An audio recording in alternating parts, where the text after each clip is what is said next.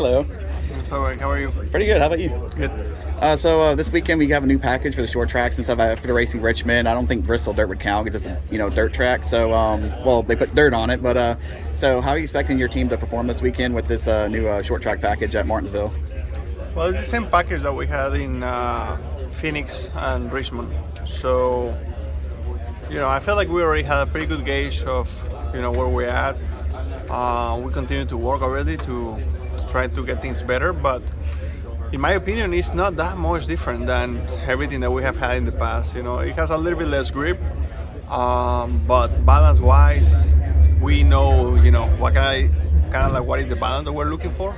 Maybe the aero shift it changed a little bit, but that's something that the engineers they try to adjust for that, and they give me decent balance just with a little bit less grip. So when it comes to driving the car, it's fairly similar.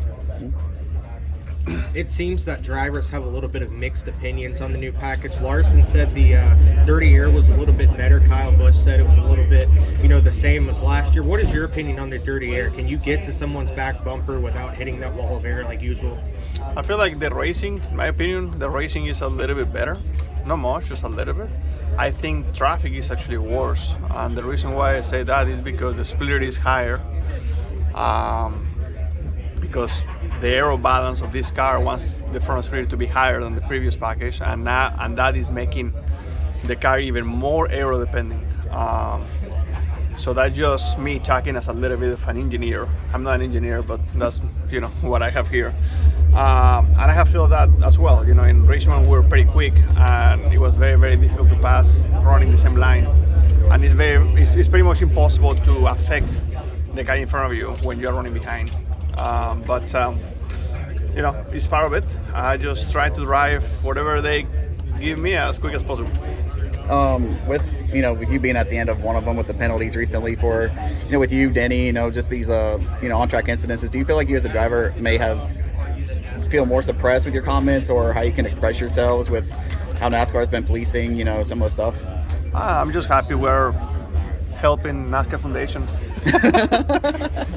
I think they're going to have a hell of a Christmas party at the end of the year.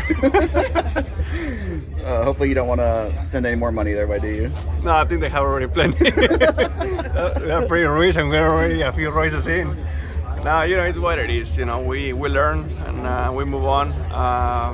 That's all we can do. And the last question about that, there seemed to be some sort of tension between you and Ross after that COTA race. How's the recent weeks been between you guys at Trackhouse? Have you guys regrouped and figured all that stuff out yet? Yeah, man, it's part of racing. It's not the first time that has happened.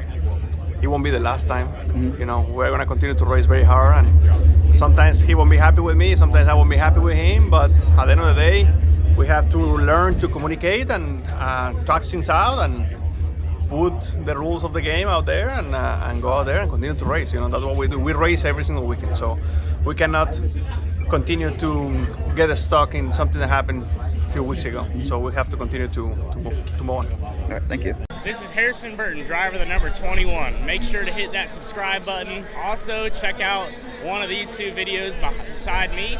Visit frontstretch.com for more racing content.